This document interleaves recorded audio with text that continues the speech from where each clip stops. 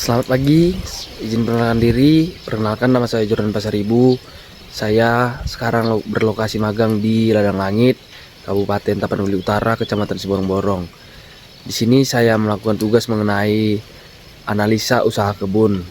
Jadi di sini saya akan mewawancarai pemilik kebunnya, tepatnya yang bernama Mas Napan. Jika teman-teman ingin melanjutkan video ini, tonton terus video ini. Terima kasih. Mas, izin Mas, saya sebagai mahasiswa magang ingin melakukan tugas mengenai analisa usaha kebun.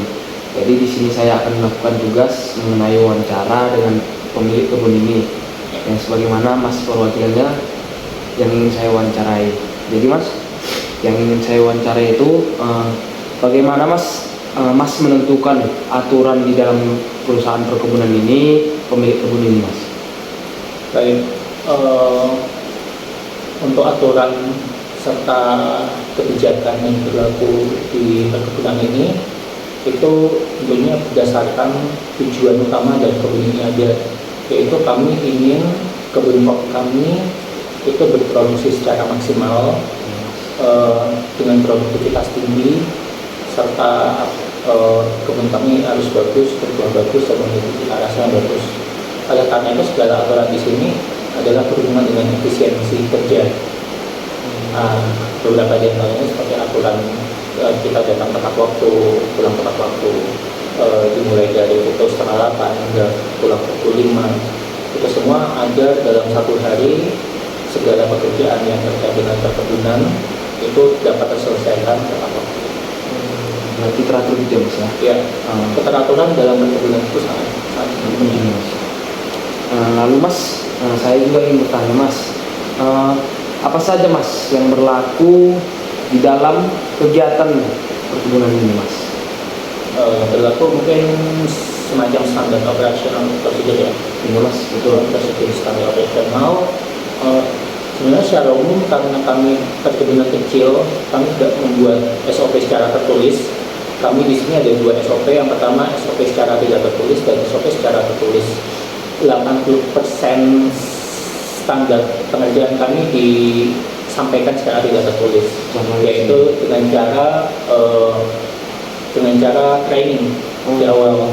Jadi pada saat pekerja akan melakukan suatu pekerjaan pertama kali, sebagai contoh misalnya pemupukan, di situ kita akan memberikan contoh baik dari saya atau dari senior dari pekerja yang melakukan sebelumnya.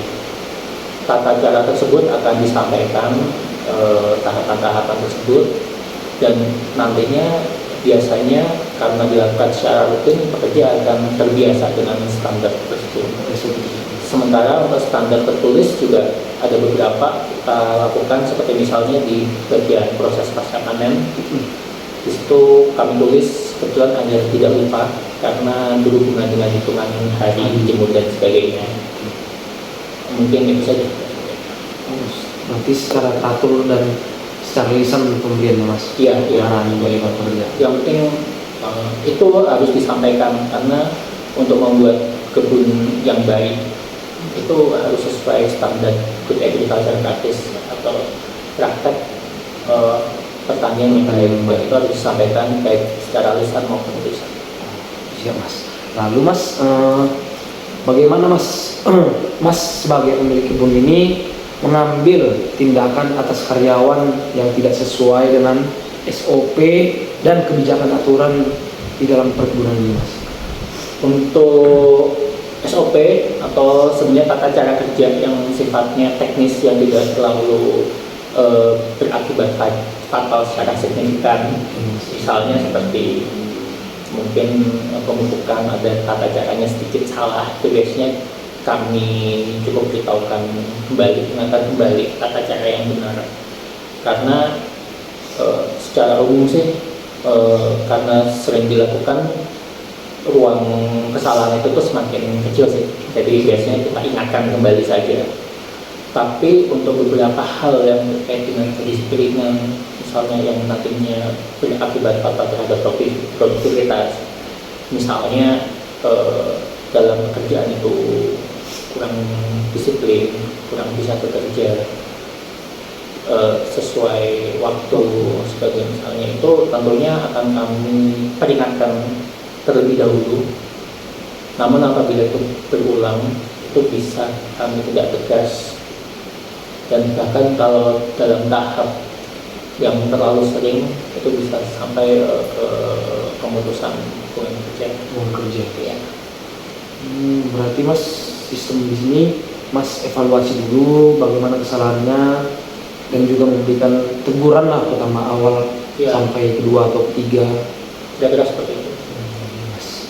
Namun secara umum sih karena di sini kita cukup fleksibel ya, jadi biasanya sih untuk sampai tahap ke yang pemutusan hubungan itu sangat jarang sih, meskipun pernah gitu. ya. Lalu Mas dalam menentukan suatu kebijakan aturan di dalam pergaulan ini Mas siapa yang menentukan? Pengambil keputusan dalam hal-hal seperti ini tentu saya sendiri. Oh berarti Mas selaku pemilik dan pengelola dari kebun ini, karena di struktur organisasi pengelola kebun ini secara umum hanya saya, di mana di sini selain saya sebenarnya ada orang tua saya, Pak Sudut, namun beliau hanya bertindak sebagai mungkin penasehat dan mungkin memberikan saran masukan, namun beberapa hal yang terkait pengambilan keputusan pun 80%-nya masih saya. Berarti lebih galak Mas ya kalau pengambilan keputusan Mas. Juga Mas bagaimana Mas juga cara proses pengambilan keputusan ini yang Mas buat dalam perkebunan ini Mas? Ini pengambilan keputusan secara umum ya, tidak hanya karena tadi kita membahas tentang hubungan sumber daya manusia. Iya Mas. Kita ambil yang umum ya, tidak hanya di sumber daya manusia, tapi secara keputusan secara teknis dan keputusan secara bisnis. Itu sebenarnya dalam pengambilan keputusan itu kita pakai beberapa input dulu, masukan. Seperti misalnya masukan itu yang pertama, kita harus bisa mencari informasi diantaranya, banyak mencari informasi khususnya yang terkait dengan teknis ya. Terkait dengan teknis kita banyak mencari informasi. Setelah itu selanjutnya kita juga harus banyak berdiskusi dengan kata lain. Kita juga banyak berdiskusi dengan stakeholder. Misalnya dalam keputusan bisnis, saya juga banyak berdiskusi dengan pembeli saya. Terus juga saya juga berdiskusi dengan sesama petani, karena dengan banyaknya kita sumber-sumber informasi, pengetahuan, kita banyaknya bertukar pikiran, itu akan memudahkan kita nantinya dalam melakukan pengambilan keputusan kita tersebut. Dengan cara kita melebar jangkauan luas gitu ya Mas? Betul ya, yang penting pengambilan keputusan itu kita banyak sumber informasi. Siap. Mungkin Mas dalam hal wawancara ini hanya itu yang bisa saya sampaikan Mas. Saya pertanyakan kepada Mas. Mohon maaf jika saya ada kata-kata yang kurang menyenangkan. Izin Mas. Ya. Terima kasih Mas. Ya, sama-sama. Mas.